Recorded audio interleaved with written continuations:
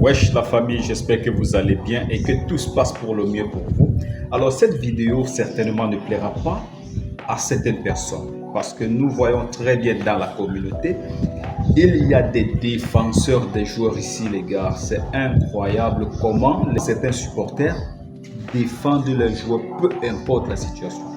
Il y en a ceux qui défendent Ansu Fati, peu importe que Ansu Fati ne serve plus à rien au club, les gars sont là à défendre Ansu Fati.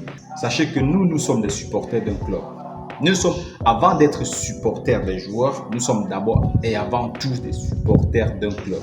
Lorsqu'un joueur n'est pas au niveau, Ronald Araujo et Vostek Szczesny, les deux alignés ensemble, pour moi, ça ne colle pas du tout. Les associer, c'est handicapant, les gars. À la limite, tu mets un, tu enlèves l'autre.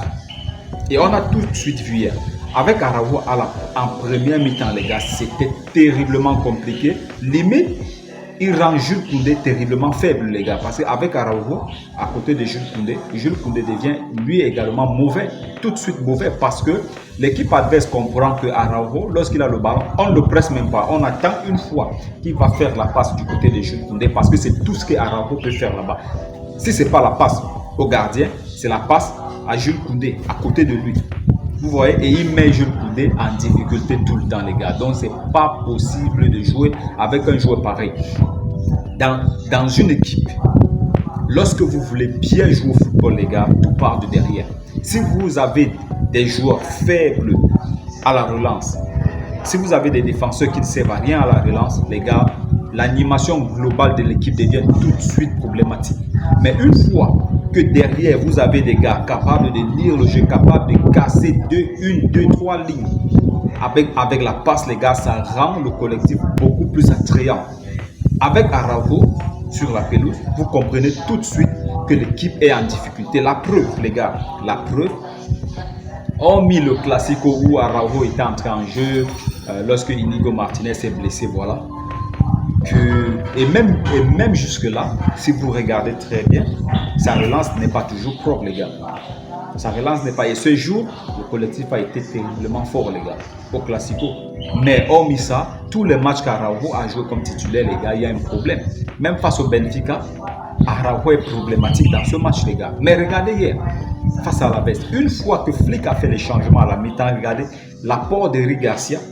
Tout a changé, ça a basculé tout le match. Une fois qu'on a associé Eric Garcia à Koubarsi, on a là deux joueurs des ballons derrière, deux joueurs capables de trouver les angles des passes, capables de jouer entre les lignes, et ça facilite le jeu, ça rend le jeu beaucoup plus fluide et ça oblige l'adversaire à se rétracter, les gars.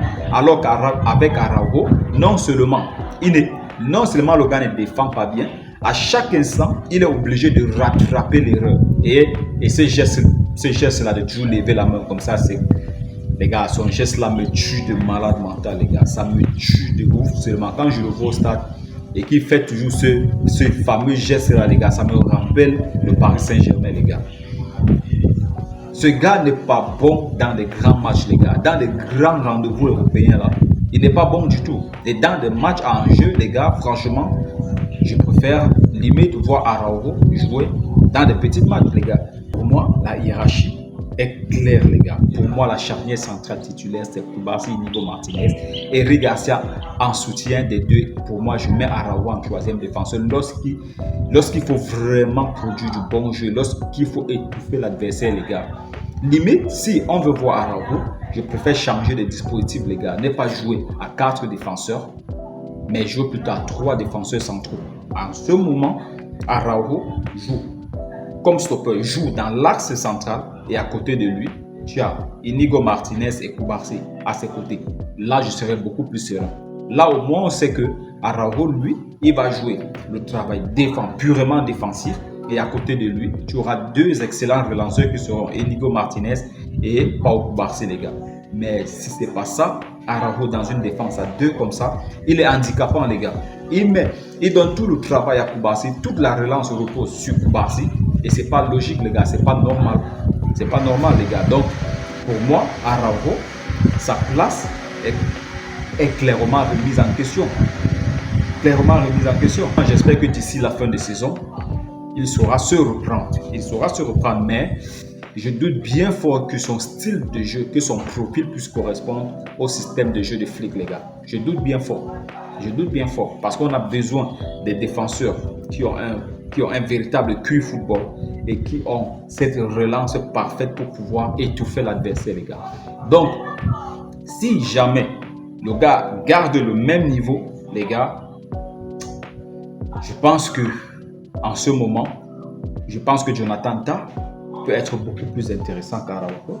Et il est libre de tout contrat, les gars. Donc, on prend Jonathan Tah gratuitement. Moi, je milite pour la vente de Ronald Araujo dès cet été pour conserver, pour déjà mettre son salaire qui est déjà pas simple de côté, se débarrasser de son salaire.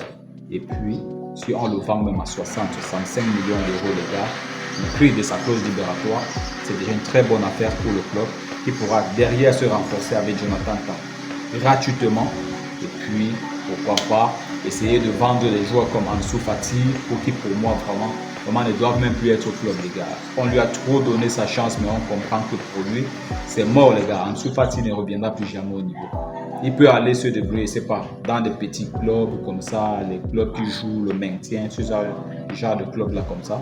Il peut se défendre là-bas, à essayer de retrouver du rythme, mais les gars, dans un club comme le Barça, un club assez exigeant comme ça, il n'a pas sa place, les gars. Il ne doit même pas être sur le banc de touche, parce que même en tant que remplaçant, il n'a pas sa place, les gars. Ansu Fati aujourd'hui, c'est très très compliqué, je trouve. Pour moi, voilà, c'est très compliqué. Donc, les gars, un Jonathan Tah gratuit, la vente de Ronald Araujo, dites-moi ce que vous en pensez en commentaire. Et d'ici là, prenez tout soin de vous et la pression.